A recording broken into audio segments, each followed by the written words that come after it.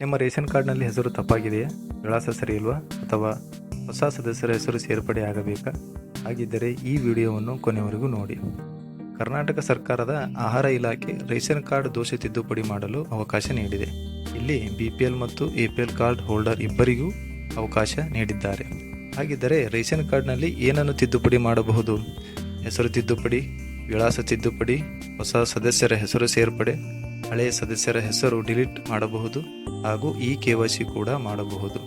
ಮತ್ತು ಇದಕ್ಕೆ ಬೇಕಾಗಿರೋ ಡಾಕ್ಯುಮೆಂಟ್ಸ್ಗಳೆಂದರೆ ಹೆಸರು ತಿದ್ದುಪಡಿಗೆ ಆಧಾರ್ ಕಾರ್ಡ್ ಬೇಕು ಮತ್ತು ವಿಳಾಸ ತಿದ್ದುಪಡಿಗೆ ಕರೆಂಟ್ ಬಿಲ್ ಬೇಕು.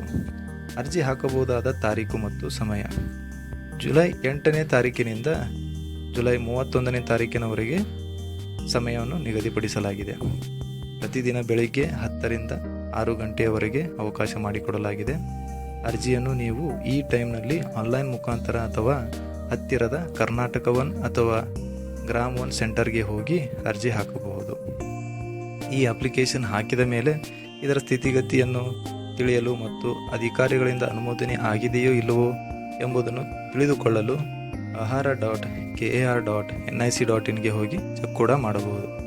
ಈ ಮಾಹಿತಿ ನಿಮಗೆ ಉಪಯುಕ್ತವಾಗಿದ್ದರೆ ಲೈಕ್ ಮಾಡಿ ಮತ್ತು ನಿಮ್ಮ ಸ್ನೇಹಿತರಿಗೂ ಶೇರ್ ಮಾಡಿ. ನಿಮ್ಮ ಹಕ್ಕಿನ ಯೋಜನೆಗಳಿಗಾಗಿ ಕನ್ನಡ ಯೋಜನೆ ಯೂಟ್ಯೂಬ್ ಚಾನಲ್ಗೆ ಸಬ್ಸ್ಕ್ರೈಬ್ ಮಾಡಿ. ಧನ್ಯವಾದಗಳು.